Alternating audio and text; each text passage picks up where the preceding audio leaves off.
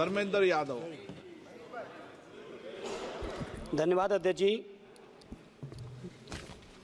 मैं इस संविधान के 129वें संशोधन अधिनियम के विरोध के लिए खड़ा हूं।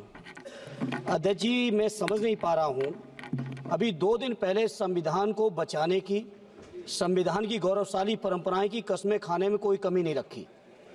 2 ही दिन के अंदर संविधान की जो हमारी मूल भावना है, 2 ही दिन के अंदर संविधान का जो हमारा बेसिक स्ट्रक्चर है, 2 ही दिन के अंदर संविधान का जो हमारा संघीय ढांचा है, उसको खत्म करने के लिए संविधान संशोधन बिल लाए हैं।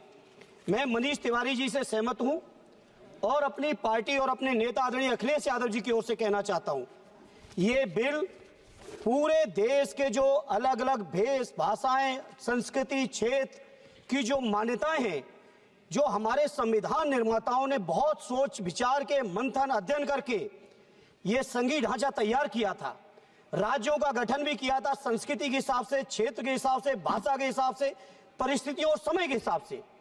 मैं नहीं समझता अध्यक्ष जी, मुझे कहने में कोई संकोच नहीं, उस समय के हमारे संविधान निर्माताओं से विद्वान, बाबा साहब भीमराव अंबेडकर से ज्यादा विद्वान इस सदन में अभी कोई नहीं बैठा, मुझे कहने में संकोच नहीं है। और ये संविधान की मूल भावना को खत्म करके कैसे तानाशाही के रास्ते निकाले जाएं, इसके अलावा कोई काम ही नहीं बचा है। आखिर ये मनीष तिवारी जी ने कहा, कहीं एक विधानसभा के चुनाव अगर कोई अविश्वास आता है, अगर बहुमत नहीं मिलता है, तो क्या पूरे देश का चुनाव कराओगे?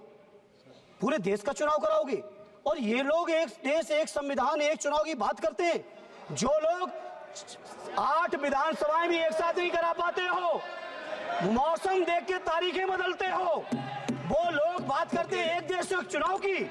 इसलिए अध्यक्ष जी, मैं अपनी पार्टी की ओर से, अपने नेता आदरणीय अखिलेश यादव जी की ओर से इस बिल का पुरजोर विरोध करता हूं और आपके माध्यम से देश के जनमानस से कहना चाहता हूं, ये भारतीय जनता पार्टी के लोग तानाशाही लाने के नित नए रास्ते लाते हैं। जो 8 विधानसभाओं का चुनाव एक साथ नहीं करा पाए, 4 राज्यों के चुनाव एक साथ नहीं करा पाए, वो पूरे देश की लोकसभा और सारे प्रांतों की विधानसभाएं एक साथ कराने की बात करते हैं।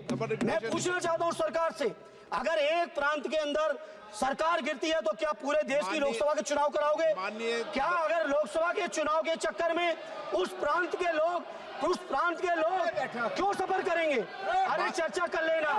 अरे कुछ नहीं बचा है, कुछ नहीं बचा है आपके पास। अध्यक्ष जी, सदन को थोड़ा सा सिस्टम में लाएं। अध्यक्ष जी, आपसे अनुरोध है, आपके माध्यम से सरकार से अनुरोध है, जनता ने बड़ी उम्मीदों के साथ हम सबको भेजा है और हम सब लोगों की जिम्मेदारी है, ये संविधान विरोधी, संघीय ढांचे विरोधी, बेसिक स्ट्रक्चर विरोधी कई केसों की चर्चा की मनीष तिवारी जी ने, मैं उनके साथ जोड़ते हुए माननीय सर्वोच्च न्यायालय की भावनाओं के विरोधी, गरीब विरोधी, दलित विरोधी, पिछड़ा विरोधी, मुसलमान विरोधी, इस नीयत को वापस लो। ये अध्यक्ष जी, आपके माध्यम से मेरी आपसे प्रार्थना है। बहुत बहुत धन्यवाद।